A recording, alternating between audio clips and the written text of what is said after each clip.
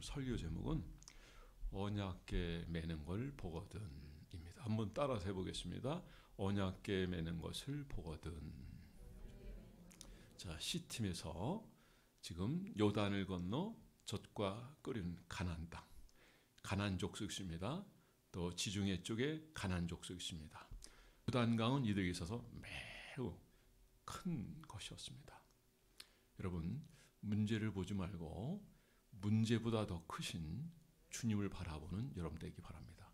자, 아이들은 여러분들 잘 보시면 알겠지만 누가 이기죠? 아이들은요. 뒤에 누가 있느냐에 따라 아이들 달라요. 근데 부모가 있으면 아이들은요 목소리가 크고 그리고 반드시 이깁니다. 거기다가 아버지가 좀 권투를 좀 한다든지 좀 힘 좀 있다 그러면 이건 뭐 목소리가 하늘을 찌르죠. 그러니까 아이들은 아이들 스스로 힘 가지고 싸우는 게 아니에요. 그 배후에 누가 있느냐. 이스라엘 백성도 마찬가지입니다. 지금 누가 뒤에 있어요? 하나님이 계시거든요. 근데 이스라엘 백성들이 간혹 이걸 잊고 있거든요. 사실 이스라엘 백성들은 그 모든 삶이 하나님 인도를 받은 삶이거든요. 하나님과 함께 하셨고 여기까지 오게 하셨단 말이에요. 지금 문제 앞에 이들은 절망할 수밖에 없는 그런 상황이었지만 사실 이것도 걱정할 게 없어요. 가나안 족속을 두려워했지만은 그러나 가나안 족속들은 오히려 여호수아서 5장에 보면은 이스라엘로 인하여 정신을 잃었다 하거든요. 자, 오늘 여기 3절 말씀을 보면은 우리가 어떻게 해야 될지를 우리가 판단을 하게 될 겁니다. 우리 3절 말씀 한번 다 함께 읽어보겠습니다. 3절 시작. 백성에게 명령하이르되 너희는 레위 사람 제사장들이 너희 하나님 여호와의 언약궤 매는 것을 보거든 너희가 있는 곳을 떠나 그 뒤를 따라다. 자, 언약궤 매는 것을 보거든. 지금 제사장이 몇 명 뽑혔어요? 각 지파에서 한 명씩. 모두 몇 명입니까? 12명. 이들이 언약궤 매는 걸 보거든. 요단강을 바라보지 말고 언약궤를 바라봐라. 그래서 오늘 첫 번째, 요단강이 아니라 언약궤이다. 근데 사람들은 자꾸 요단강을 보거든요. 이 문제 앞에서 쪼그라들고 내가 이걸 어떻게 이길 수 있나. 그런 판단을 하고 스스로 무너지는 그런 경우를 자주 경험하게 될 겁니다. 오늘 말씀에서 이스라엘 백성들이 축복의 땅을 앞에 두고 머물렀던 곳은 바로 요단강이었어요. 요단강은 이스라엘 백성에게 극복하기 정말 어려운 장애물입니다. 그럼에도 불구하고 이스라엘 백성들이 바라보고 따라가야 될 것은 범람하는 요단강이 아니라 바로 언약궤라는 거죠. 언약궤. 여러분, 언약궤를 바라보고 따라가는 여러분 되기 바랍니다. 이건 상징적인 의미는 뭐냐면 지금 보일 때는 언약궤지만 이건 하나님의 말씀이고 하나님 말씀은 그 자체가 하나님으로 말씀하고 있는 거죠. 여러분, 아무리 힘들고 어려울지라도 말씀 따라가는 여러분 되기 바랍니다. 여러분, 비가 하늘에서 내리고 또 그 비가 결국 그 나무를 자라게 해요. 열매를 맺게 하고 꽃을 피게 합니다. 그런 것처럼 하나님 말씀이 땅에 떨어지면 반드시 돌아오지 않아요. 열매를 맺게 되어 있어요. 순종할 때 열매를 맺게 되는 줄 믿으시기 바랍니다. 자, 여기 언약궤를 따라갈 때 이스라엘 백성들이 지켜야 할 일이 있습니다. 언약궤를 따라갈 때 백성들은 언약궤와 백성들 사이가 몇 규빗이라 그랬어요? 여기 보니까 2000규빗. 1규빗은 여기서부터 여기까지거든요. 한 45cm 정도 돼요. 그러면 한 900m 정도 돼요. 왜 하나님께서 가까이 하지 말라 그러셨습니까? 하나님은 걸어가시고 하나님은 전능하신 하나님이기 때문에 거리를 두고 하나님을 바라보라 이거죠. 이러한 이유로 하나님을 앞서가서는 안 돼요. 그런데 사람들은 자꾸 하나님보다 앞서가려고 그래요. 언약궤보다 앞서가려고 해요. 말씀보다 앞서가려고 그래요. 실패 원인이 뭔지 아십니까? 내가 말씀보다 앞서는 겁니다. 기도하지 않고 행하는 것, 말씀보다 앞서가는 겁니다. 내가 판단하고 내가 결정하고 내 의지로 행하는 모든 것은 하나님보다 앞서가는 겁니다. 이건 반드시 실패할 수밖에 없어요. 왜요? 하나님이 성공하게 되면 안 돼요. 실패를 통해서 하나님 백성들을 바로 세우시는 그런 방법을 또 하나님이 간구하시는 것을 볼 수 있습니다. 자, 여기 언약궤를 따라가라. 하나님 말씀을 따라가라. 그리고 간격은 바라보라 이런 거죠. 한번 살펴보라 이거죠. 내 판단, 내 생각이 앞설지라도 그치고 하나님을 묵상해요. 말씀을 묵상해요. 그리고 진리로 살아가게 될 때 하나님 우리 길을 앞서 가셔서 인도해 주시는 하나님인 줄 믿으시기 바랍니다. 자, 우리는 여기서 우리가 하나님 앞에서 자주자주 앞서 갈 때가 많아요. 이거는 너무 고질적인 것이고 이것이 습관이 되고 삶이 돼서 기도하는 것조차도 사실 쉽지 않아요. 하루에 여러분들이 얼마나 기도합니까? 얼마나 하나님의 말씀을 가까이 합니까? 1시간? 그거 참 쉽지 않은 부분이에요. 그런데 한번 빠지기 시작하면 우리는 그 시간을 하루 종일 읽어도 시간이 부족하고 화장실 가는 것도 아까워요.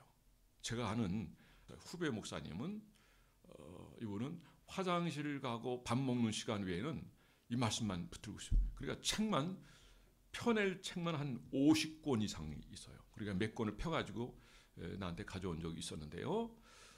그러니까 헬라어, 히브리어 그런 쪽에 완전히 정통하고 말씀을 깊이 연구하다 보니까 하나님이 웬만하면 그냥 감동을 주셔서 알게 하셔요. 성경에 보면 우리가 내용을 잘 모를 때가 있잖아요. 그럼 주님께서 문맥을 다 이어주시고 알게 해주시고 이거는 이런 거야 라고 설명되신다는 거죠. 할렐루야. 말씀을 가까이 하는 자는 곧 하나님을 가까이 하는 것이고 말씀을 바라보고 그 말씀 묵상하고 그 말씀으로 살아가려고 할 때 하나님 그 인생을 결코 실패하게 내버려두지 않는 줄 믿으시기 바랍니다. 여러분 우리의 생각, 우리의 계획, 우리의 행동 그리고 우리의 마음이 하나님보다 앞서가면 안 돼요.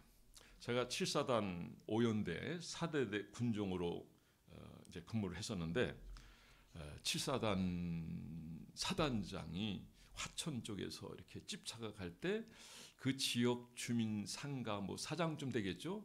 한번 앞서간 적이 있다고 그러더라고요. 찝차를 앞서갈 수도 있죠. 근데 굉장히 불쾌하게 생각했던 거죠. 사람도 쥐라고 하는 거는 사실 섬기기 위한 거죠. 사단장이 앞서갔을 때 사단장이 그 소위 투스탑이고 굉장한 겁니다. 굉장한 거예요. 그런데 앞질러 갔다고 해서 막 화가 나고 말이지 알아보고 해가지고 막 어떤 조치를 취하고 그랬다는 얘기를 제가 한번 7사단장 근무하면서 제가 알아봤는데 오래전 얘기예요. 오래전 얘기예요. 뭐 제가 군생활할 때는 70년대 후반부니까 상당히 오래되죠. 그때 태어나지 않는 사람들도 많이 있을 거예요. 어쨌든 우리가 하나님보다 앞서갈 때 하나님이 사단장이 생각하는 그런 정도의 불편함이겠는가. 특히 하나님 백성들이 하나님 바라보고 하나님 의지하면서 하나님 말씀대로 살아야 되는데 자기 생각이 옳고 자기 방법이 옳고 내가 바른 길을 걸어가는 거야 라고 하면서 하나님 무시하면서 살아간다면 하나님 과연 기뻐하시고 그에게 하나님 역사하시겠냐는 거죠. 여러분 거리를 두는 이거는 주님 바라보고 주님 따라가는 거예요. 거룩하라는 거예요. 말씀을 우리가 가볍게 여기지 말라는 거예요. 말씀을 바라보면서 우리 스스로를 생각해야 되는 겁니다. 그래서 두 번째 말씀 드리고 싶은 것은 거룩한 겁니다. 여러분 거룩이 능력인 줄 믿으시기 바랍니다. 자 그러면 거룩하라 말씀하셨는데 우리 한번 말씀을 한번 읽어보겠습니다. 5절을 읽어보겠습니다. 시작. 여호수아가 또 백성에게 이르되 너는 자신을 성결하게 하라. 여호와께서 내일 너희 가운데 기이한 일들을 행하시리라. 성결이 능력인 줄 믿으시기 바랍니다. 거룩이 능력인 줄 믿으시기 바랍니다. 우리가 아이들을 키우면 아까도 아이에 대한 얘기를 했는데 아이들을 키우면 여러 가지 경험을 하게 되죠. 아이가 태어나서 아장아장 걷고 시간이 지나면 못 걸을 수도 있죠. 좀 늦어질 수 있고 언어도 좀 늦어질 수도 있죠. 너무 걱정할 필요는 없는 것 같아요. 때가 되면 다 말도 하고 또 걸을 수 있으니까. 저는 제 동생이 60년생인데 이 아이가 어렸을 때 제가 이렇게 세워가지고 걷게 하는데 지금 뭐 잘 걷죠. 60년생이니까 대충 아시겠죠. 제가 어렸을 때 이 아이를 이렇게 세워가지고 아장아장 걷게 하는데 저도 어렸지만은 제가 그랬던 기억이 지금도 생생하게 나중에 잘 걸으면 박수 주시고 또 부모님이 이 아이를 보고 막 기뻐하고 즐거워했던 그런 기억이 있거든요. 근데 부모님이 아이를 처음 걷게 할 때 어떻게 합니까? 애가 넘어지면 다치잖아요. 코도 깨지고 또 피도 날 수 있잖아요. 또 모서리 부분에 넘어지면 이거 치명적이잖아요. 그래서 부모님은 아이가 넘어지더라도 다치지 않게 수건을 깔아놓는다든지, 이불 같은 데 걸면 그냥 끼우뚱기서 넘어지니까 걷더라도 옆에 이렇게 해서 항상 대기하고 있는 그런 모습을 주세요. 그래요. 거기서 좀 걸었다고 해서 나 요 정도면 됐어 라고 하면서 어디나 마음대로 자기 생각대로 다 당당하게 누가 보더라도 멋지 걸 수 있느냐? 그렇지 않아요. 그래서 아이에게 있어서 좋은 경험이 되듯이 우리가 스스로 걸을 수 있다고 해가지고 우리가 마음대로 걸어가면 안 됩니다. 예. 선 줄 알면 넘어질까 조심해야 돼요. 항상 겸손해야 돼요. 내가 갈 수 있는 곳이라도 하나님께 묻고, 내가 진행할 수 있는 것이라도 하나님 앞에 다시 한번 의지하는 그 마음을 가지고 걸어야 될 필요가 있다고 생각해요. 그러니까 거룩과 연결돼서 이걸 생각해 보면 우리 스스로 내가 완전하고 내가 할 수 있는 것이고 내가 이걸 하려고 그래요. 어떤 경우는 자기가 주관하려고 그러고 아무에게도 노차치해요. 그런데 하나님에 대해서 역시 마찬가지예요. 하나님, 이거 제가 알아서 합니다. 간섭하지 마십시오. 이런 경우의 삶을 우리가 산다면 그 인생의 삶은 결코 성공할 수 없을 줄 믿습니다. 여러분, 하나님이 우리가 겸손하게 하십니다. 그리고 거룩하게 하십니다. 교만한 마음 그 자체가 결국 무너지게 하는 거예요. 결국 교만한 그 자체가 결국은 기도도 금하게 하고 그리고 말씀도 멀리하게 하는 거예요.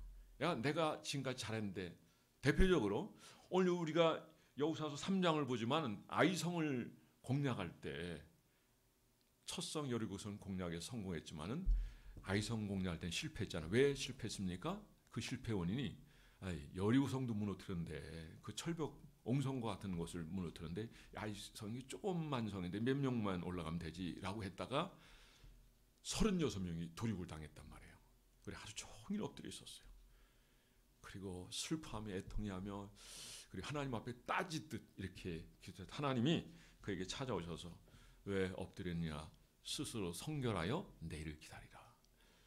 스스로 교만했기 때문에 자기가 옳고 자기 판단이 괜찮다는 그런 생각을 의지했기 때문에 그는 계속 멋진 승리를 경험할 수 없었던 겁니다. 우리가 말씀을 통해서 살펴봤지만은 아간의 죄악 때문에 그런 거예요. 그러니까 죄를 품으면 하나님이 듣지 않으십니다. 오늘 여기도 마찬가지입니다. 하나님이 이 요단강을 건너는 중차대한 이 문제 앞에서 하나님 이들에게 요구하셨던 건 뭐냐면 거룩이에요. 스스로 성결하라는 거죠. 성결하지 못하고서는 결단코 그 요단강을 건널 수 없다라고 하는 것을 지금 말씀하고 있는 겁니다. 우리의 영혼이 날마다 여호와 하나님을 갈망하고 우리의 육체도 주를 앙망하는 삶이 되어야 됩니다. 말씀을 가까이 하는 삶이 바로 그런 삶이고 성도 간의 교제를 통해서 우리가 그들을 긍휼히 여기고 불쌍히 여기고 또 우리가 주님의 사랑을 그들에게 베풀고 하나님의 사랑을 나눌 때 우리는 하나님의 긍휼과 은혜를 잊게 될 줄 믿으시 바랍니다. 스스로 온전하여 내 안에는 아무도 없다. 그런 생각을 가지고 독주하게 된다면 그는 실패를 경험할 수밖에 없는 겁니다. 그래서 하나님께서 우리에게 요구하시는 것은 여러분 벗개를 바라봐라. 요단을 바라보지 말라. 우리가 문제를 바라보게 되면 더 빠져들게 되고 더 낭망하게 되고 그리고 더 큰 실패를 경험하게 돼요. 여러분 주님 바라보기 바랍니다. 말씀을 바라보기 바랍니다. 그리고 하나님 앞에 자신을 낮추시기 바랍니다. 하나님 은혜는 겸손한 것으로 흐릅니다. 물이 낮은 것으로 흐르는 것처럼 하나님 은혜는 겸손한 것으로 흐른다는 거죠. 범죄하고 하나님 없이 살고 자기 소유에 옳은 대로 살아갈 때는 하나님 더 이상 역사할 수 없는 것입니다.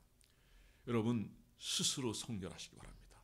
그리고 거룩의 능력이라는 걸 기억하시고 항상 교만하지 마시고 하나님을 높이시고 그분 앞에서 신실하며 믿음으로 승리하는 여러분들 되기를 주 이름으로 축원합니다. 그리고 마지막은 요단물에 들어서라.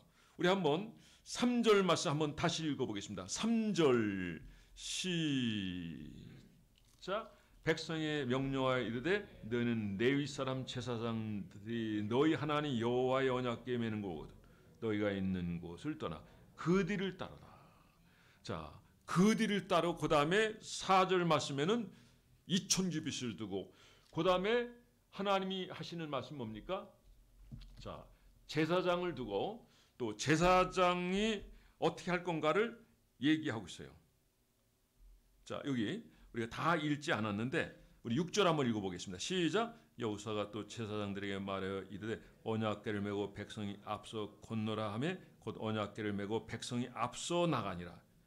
자, 우리 한번 7절 또 읽어보겠습니다. 시작. 여호와께서 여호사에게 이르되 내가 오늘부터 시작하여 너를 온 이스라엘의 목전에 크게 하여 내가 모세와 함께 있었던 것 같이 너와 함께 있는 것을 그들이 알게 하라. 8절입니다. 오늘 세 번째로 드리고 싶은 말씀 8절입니다. 이 말씀 대단히 중요한 겁니다. 우리 한번 읽어보겠습니다. 시작. 너는 언약궤를 맨 제사장들에게 명령하여 이르기를 너희가 요단 물가에 이르든 요단에 들어서라 하라. 자, 요단에 이르게 될 때 요단에 들어서 12명 제사장이 법궤를 맸어요. 요단의 물은 창이랍니다. 지금 요단강의 그물정 지금도 뭐 이렇게 얕지는 않아요. 지금도 제가 가보니까 얕지는 않아요. 그런데 과거에는 창이랬다는 거죠. 그 들판을 다 덮었단 말이에요. 또 성경도 그걸 기록하고 있어요. 지금의 요단강이 아니에요. 그 당시는 요단강이요 창이랬어요. 그런데 제사장이 법궤를 메고 자 도착했을 때 요단강에 도착했을 때 그 물에 빠져 들어가라. 어떻게 보면 이건 죽는 거예요. 그런데 하나님 말씀하셨 내가 너희들 앞에 나타나고 내가 너희를 앞서 행하고 너희들을 내가 지켜주겠다. 그리고 너의 가는 길을 창대케 해주겠다. 성공의 길을 걷게 해주겠다라고 하는 것이 오늘 말씀 아니겠어요? 근데 지금 이들이 문제 앞에 있어요. 요단강이라는 문제 앞에 있어요. 여러분 하나님 말씀을 따른 것이 지혜인 줄 믿으시기 바랍니다. 자, 언약궤를 맨 제사장들에게 요단에 이르거든 물에 빠져 들어가라. 자, 이게 참 놀라운 말씀이에요. 난관에 부딪혔을 때 그 난관을 말씀을 따라 움직이라 이거죠. 하나님은 물에 들어가라는 거죠. 그러니까 여호사는 백성들이 하나님이 그들 가운데 계심을 믿도록 했습니다. 너희 가운데 계신 하나님께서 죄악으로 부패한 가나안 족들을 정령이 쫓아내실 줄을 너희가 곧 알게 될 거다. 근데 그것을 지금 현장에서 무엇을 통해서 보여주는가 하면은 광야 생활을 이제 마치고 이제 가나안 땅에 들어가기 전에 이제 첫 경험입니다. 요단을 건너는 거예요. 인간의 이성으로서는 도저히 건널 수 없거든요. 여러분 앞에 있는 문제들 한번 도저히 해결할 수 없는 것들이 누구나 있어요. 누구나. 그것 때문에 늘 고민하고 근심하고 어떻게 할까. 그리고 자기 나름대로 열심히 돌아보거든요. 또 준비도 하거든요. 그런데 해결이 안 되는 게 있거든요. 오늘 이 원리를 우리가 적용하면 얼마나 좋을까 생각. 요단강보다 법궤를 바라보라. 스스로 성결하라. 그리고 요단강에 문제 앞에 이를 때 하나님 말씀대로 행하라. 자, 요단강을 밟고 들어서라 이거죠. 인간의 상식으로 생각하면 밟고 들어서면 그 자체는 죽음이거든요. 죽음이에요. 여러분, 이걸 누가 행할 수 있겠어요? 그런데 여기 제사장은 뽑혀서 한 사람이거든요. 당시도 제사장이 많아요. 세례 요한 때만 해도 제사장이 몇 명이냐면 한 2만 명 정도 됐어요. 2만 명. 그 중에 한 명 뽑혔는데 세례 요한의 아버지예요. 그게 우리온입니까? 나이가 들었음에도 불구하고 그는 성실하게 아내를 사랑하고 또 부부애를 발휘하고 그리고 자녀는 없지만 그래도 하나님 앞에 껴있고 이렇게 기도의 자리를 찾아가고 늘 하나님 앞에 갈망하고 은혜를 구할 때 하나님께서 그 기도에 하나님 응답하시는데 앞으로 너는 자녀를 낳을 건데 아들을 준다. 수태치 못했잖아. 근데 그 태문을 열어주시고 이름을 세례요한으로 알려주시고 많은 사람들을 죽게 돌아오게 할 자다. 여러분 우리 하나님 앞에 성실히 행하고 여전히 의지하고 주님 바라보면 죄에 대해서 죽고 의에 대해서 살아나는 거예요. 부활의 주님을 살아가는 거예요. 말씀으로 살아가는 거예요. 그러면 하나님이 여러분들을 책임져 주실 줄 믿으시기 바랍니다. 요단 강물에 빠져 들어가면 인간 상식은 죽는 거예요. 자기를 그렇게 죽은 자르게 돼요. 죄에 대해서 이렇게 죽은 자르게 돼요. 그리고 주님에 대해서, 의에 대해서 살아나야 될 겁니다. 이거는 주님과 함께 새 생활을 하는 것을 의미하는 거고, 지난 3일 예배를 참고하시면 여러분들에게 은혜가 될 줄 믿습니다. 자, 여기 11절에 보라, 온 땅이 주의 언약궤가 너희 앞에서 요단을 건너가나니, 이렇게 말해요. 하나님께서 임재하신 언약궤가, 자, 요단강에 들어서자마자 이 물이 멈춰요. 그리고 메마른 땅을 건너. 할렐루야. 하나님 역사는, 그것이 인간 편에서 볼 때는 죽음이고 끝나는 거지만, 그런데 이 위기는 전환점이 되는 것이고 하나님이 일하시는 것이고, 이 사건을 통해서 온 가나안 땅의 백성들이 두려워하고요, 쩔쩔매는 거예요. 요즘 그러잖아요. 아주 두렵거리면 오줌 싼다 그러잖아요. 그들이 그렇게 두려워하고 이스라엘에서 정신을 얻다?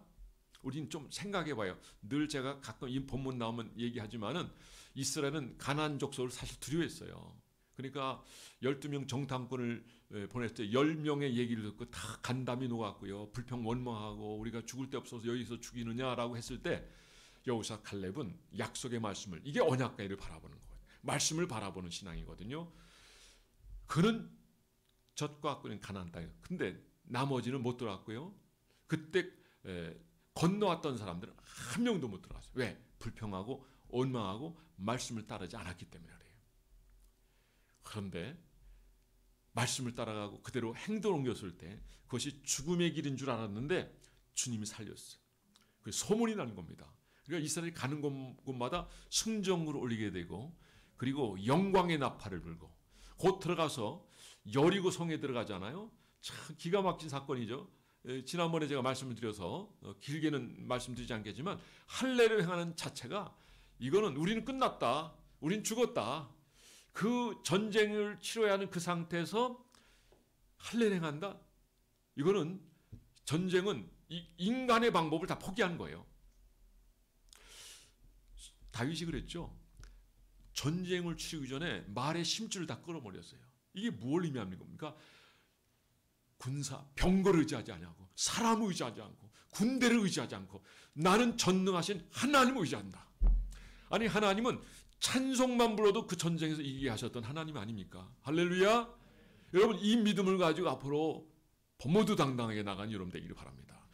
죽음의 길인 것 같았지만, 그러나 그건 우리의 생각이에요. 우리 이성으로 판단하면 안 됩니다. 말씀을 우리가 명확히 알고, 그리고 말씀을 순종할 때 하나님 역사하십니다. 우리 11절 말씀 다시 한번 읽어보겠습니다. 11절 시작. 보라, 온 땅에 주의 언약궤가 너희 앞에 요단을 건너가나니. 12절. 이제 이스라엘 지파 중에서 각 지파에게 한 사람씩 12명을 택하라. 온 땅에 주 여호와의 궤를 맨 제사장들의 발바닥 요단물을 밟고 멈추면 요단물 곧 위에서부터 흘러내던 물이 끊어지고 한 곳에 쌓여 서리라. 그리고 이것은 그대로 이루어지는 거예요. 할렐루야. 자, 우리 17절 다 함께 읽어보겠습니다.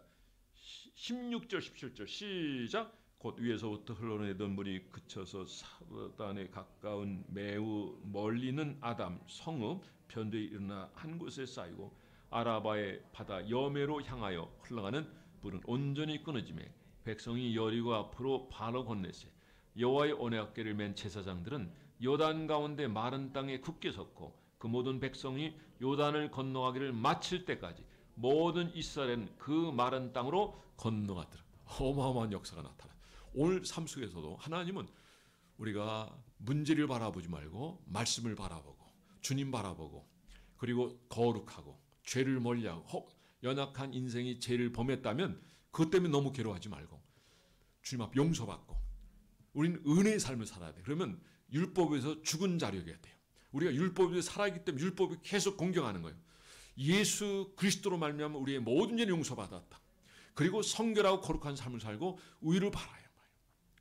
의를 바라봐요. 그리고 그분의 뜻을 쫓아 행하게 될 때 우린 그 삶 자체가 거룩한 삶이 되는 거죠. 그리고 죄가 생각나거든 고백하면 저는 믿으시고 의로사 모든 불에서 우리를 깨끗하게 주실 줄 믿으십시오. 하나님 말씀입니다. 사랑하는 성도 여러분, 오늘 이스라엘 백성들이 정말 큰 난관, 젖과 꿀이 흐르는 가나안 땅을 약속으로 주셨는데 요단강 앞에 이들이 머물러 있었단 말이죠. 그런데 하나님이 요단을 건너고 또 어떻게 가나안 땅에 들어갈 것인가 하는 것을 분명히 말씀하고 계십니다. 말씀 안에 답이 있는 줄 믿으시기 바랍니다. 우리 한번 옆에 있는 사람에게 얘기하기만, 말씀 안에 답이 있습니다. 우리가 지치지 않는 사람, 넘어지지 않는 사람, 그 사람은 말씀을 가까이 하는 사람이에요. 쓰고 암송하고 묻고 읽고 연구하고 그리고 그걸 행하는 사람. 계시록 1장 3절 말씀에 이 계시의 말씀을 듣고 읽고 지키는 자는 복이 있느니라. 때가 가깝기 때문에. 그때가 언제? 주님의 재림의 때예요. 우리 역사적 전천년사를 믿거든요. 마지막 한 일에 전 4년 반, 후 3년 반. 그리고 공중에서 주님이 재림하셔요. 그러면 주께서 천사장의 나팔소와 함께 친히 강림할 때 먼저 무덤 있는 자들이 들려 공중에서 주님이 영접하게 될 것이고, 그리고 살아있는 우리가 주님이 이때 재림하실 때 우리가 주님을 영접하게 돼요. 여기 예수님이 있다, 저기 예수님, 이거 얘기할 필요 없어요. 주님은 오늘 마태복음 24장에 보니까 동이서에서 번쩍인 것 같이 모든 일 주님을 알아본다고 그랬어요. 할렐루야. 그래서 다 깨어있는 분들은 다 여러분 실족하지 않아요. 넘어지지 않아요. 그런 분들이 누구냐? 하나님 말씀을 가까이 두고 의지하고 기도 모임 흥정하지 않아요. 여러분 절대로 기도 모임 흥정하지, 새벽 흥정하지 않기로 합니다. 예배 시간 흥정하지 않기로 합니다. 어느 날은 나가고 어느 날은 안 나가고 그러면 안 돼요. 평강교회 담임 목사가 어느 날은 나가고 어느 날은, 그러지 마세요. 하나의 모델과 같은데 물론 많이 부족하죠. 저는 어려서부터 예배를 안 빠지라고 정말 어떻게 보면 목숨 걸었어요. 목숨 걸었어. 저는 모든 공적 예배 제 기억에 별로 빠진 기억이 없어요. 하나 빠졌다면 사닥다리 하나 빠진 줄 아시기 바랍니다. 그건 실제로 그래요, 여러분. 하나 빠졌을 때 하나 빠진 것 같아요. 여러분, 여러분의 믿음이 가라앉는다는 거 여러분 아셔야 돼요. 뭔가 자꾸 세상을 의지하게 되고 인간의 수단과 방법으로 살아간다는 거죠. 우리가 깨어 있어도 자칫 잘못하면 넘어지는데, 여러분 우리가 어떻게 신앙을 흥정합니까? 기도를 흥정하고 예배를 흥정합니까? 야곱에 대해서 히브리서 11장 제가 누차 말씀드립니다만은 야곱은 마지막 몸을 일으켜세요. 지팡이를 의지하여 예배하다가 숨져 갔다 성경을 기록하고 있어요. 예배 실패하지 말고 성공하는 여러분들 되기를 바랍니다. 여러분 앞에 요단과 같은 어마어마한 일이 있어도 그거 바라보지 말고 뭘 바라봐야 돼요? 오늘 언약궤를 바라본 여러분 되기를 바랍니다. 그리고 걸어가십시오. 그럼 주님이 다 해결해 줄 겁니다. 주님이 능력입니다. 주님이 방법입니다. 기도가 방법입니다. 여러분 아브라함이 이삭을 바쳐야 될 상황에서 여러분 주님 바라보고 주님의 지혜로 했더니 여호와 라파 그리고 여호와 이레가 됐다는 거죠. 할렐루야. 주님은 모든 것을 준비하시고 앞서가시고 또 행하시는 하나님, 그 하나님 오늘도 바라보면서 오늘도 믿음으로 구하시고 응답받고 오늘 이 자리가 오순절 마가의 다락방이 되는, 그래서 하나님이 은혜로 살아가는 여러분 한 분 한 분 다 되어지기를 주의 이름으로 축원합니다. 기도하겠습니다. 오늘 말씀